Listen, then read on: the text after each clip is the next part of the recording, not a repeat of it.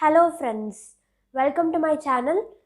This is Abhirami and I am here to discuss with you about today's topic, that is the joints of the upper limb. So first let me give you an introduction. Joints are sites where two bones or cartilages get articulated with each other, and synovial joints are those joints which are freely mobile. So the shoulder girdle is an example of this. The shoulder girdle is excessively mobile, but this is at the cost of its own stability, as both are not feasible to the same degree. And then the elbow joint has a carrying angle which facilitates carrying objects like buckets without hitting the pelvis. And then there are basic movements for survival, that is the supination and pronation of the hand. So this is the supination and this is pronation. Okay, so we supinate our hand while putting the food in our mouth, and we pronate our hand while taking the food. Okay, the first metacarpocarpal joint helps in movements of opposition of the thumb, which helps us to grasp or hold things easily. Now let's talk about the shoulder girdle. So the shoulder girdle is made up of the scapula and the clavicle, and the shoulder girdle connects the upper limb to the axial skeleton. So the clavicle attaches with the sternum medially through its anterior portion, and it attaches with the acromion process of the scapula laterally and forms the acromioclavicular joint. Medially with the sternum, it forms the sternoclavicular joint. Even though the scapula is not attached to the axial skeleton directly, it is attached to the axial skeleton through muscles. Now let's talk about the sternoclavicular joint in detail.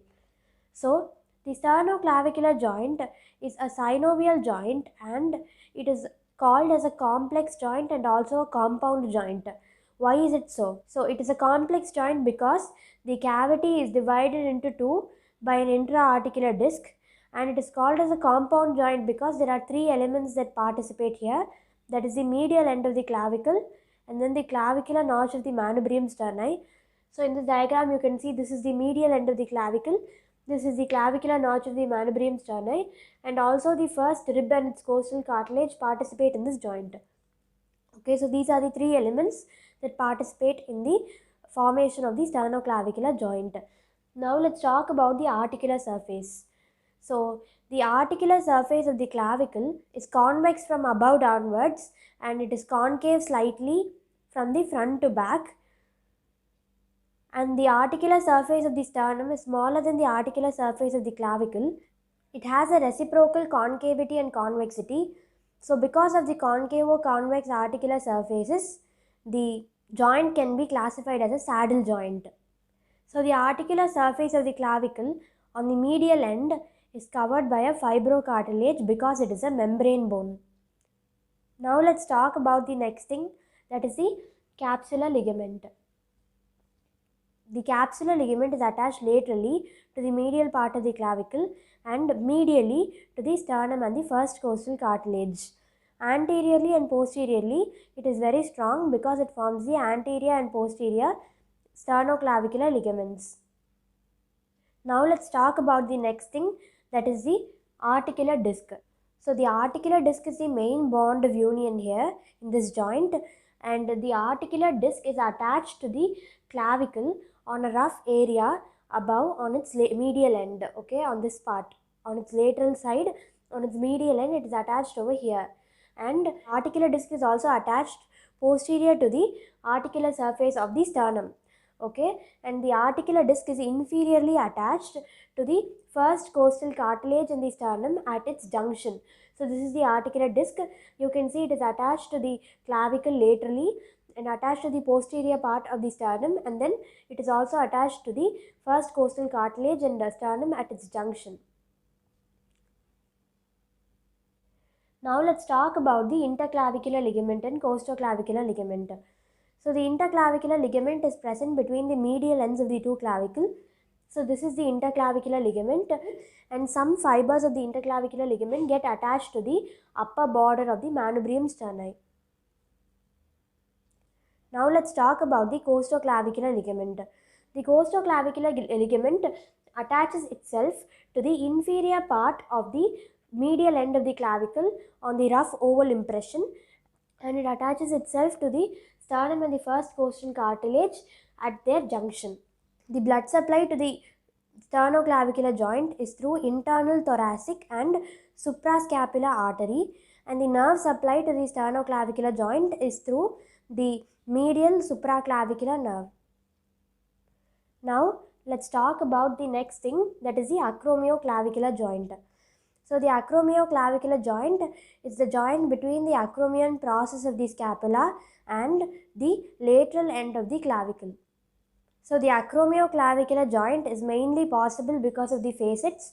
There is one facet on the medial margin of the acromion process, and there is also a facet for articulation in the clavicle. Okay. So the facets for articulation of the acromioclavicular joint are covered by fibrocartilage, and the articular disc and fibrous capsule cover the whole joint. Sometimes the articular disc may have perforations in it, like over here. So it covers the cavity between the joint and it may have perforations in it. So the blood supply is the thoracoacromial arteries and the suprascapular arteries. The nerve supply to the acromioclavicular joint is the supraclavicular nerve. Now let's talk about the coracoclavicular ligament. So the last topic here is the coracoclavicular ligament. The coracoclavicular ligament is also called as the rhomboid ligament, and the coracoclavicular ligament has two parts, that is the conoid part and the trapezoid part. Okay, you can see the coracoclavicular ligament here. So it is attached to the inferior surface of the lateral end of the clavicle and the coracoid process. Okay, and so I told you there are two parts, that is the conoid part and the trapezoid part. So the trapezoid part of the coracoclavicular ligament is attached to the trapezoid line on the inferior surface of the clavicle. So on the inferior surface of the clavicle, that is from the below over here, there is something called the trapezoid line. So the trapezoid part of the coracoclavicular ligament is attached to the trapezoid line over there, and it is attached to the superior surface of the coracoid process. Okay, superior surface of the coracoid process. And the conoid part of the coracoclavicular ligament is attached to the conoid tubercle in the inferior part of the lateral end of the clavicle. So there is a conoid tubercle over here. So it is attached to the conoid tubercle and to the root of the coracoid process, just lateral to the suprascapular notch. So we all know that there is a part of scapula that is called the suprascapular notch. So just lateral to the suprascapular notch, the conoid part of the coracoclavicular ligament is attached. So that is the end of this video. Thank you for listening to me, and if you like this video, please like, share and subscribe it. And if you have doubts in bones of the upper limb chapter 2, you can visit my previous videos. Likewise, you can also visit my previous videos for introduction to thorax. Thank you.